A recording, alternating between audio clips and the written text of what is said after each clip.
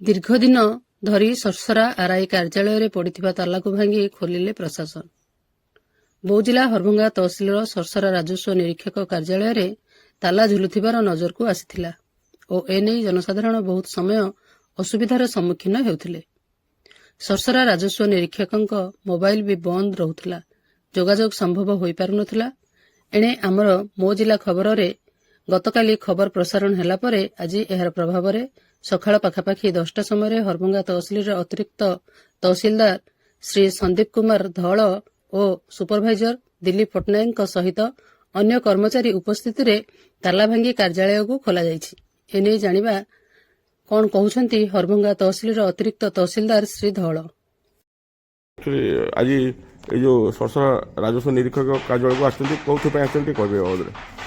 ଏଇଟା ସେ ଆର୍ଆଇ ତାର କ'ଣ ଛୁଟିରେ ଅଛି କାହାକୁ ଆପ୍ଲିକେସନ୍ ଦେଇଛି ସେଇଟା ମୁଁ ଜାଣିନି। ମୋତେ ସବ୍ କଲେକ୍ଟର ଅର୍ଡ଼ର କରିଛନ୍ତି ଏଟାକୁ ଇନଭେଣ୍ଟରି କରିକି ଭାଙ୍ଗିକି ଚାର୍ଜ ଲିଷ୍ଟ ଜଣେ ସୁପରଭାଇଜର ଆମର ତାଙ୍କୁ ଦେବା ପାଇଁ।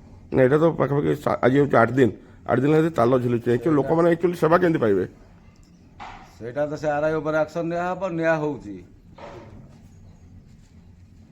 ସେ ସବ୍ କଲେକ୍ଟର ତା ଉପରେ ଆକ୍ସନ୍ ନେବେ, ସେ ସସ୍ପେଣ୍ଡ ହେବ। ବର୍ତ୍ତମାନ ଆପଣ ତାଲା ଭାଙ୍ଗିକିନା ଖୋଲିବେ? ଏଇଟା ଭଙ୍ଗା ହେବ। କିଏ ଚାର୍ଜ ନେବେ ଏଠି? ଚାର୍ଜ ନେବେ ଆମ ସୁପରଭାଇଜର ଦିଲ୍ଲୀପ ପଟ୍ଟନାୟକ, ତାକୁ ତହସିଲଦାର ଅର୍ଡ଼ର କରିଛନ୍ତି।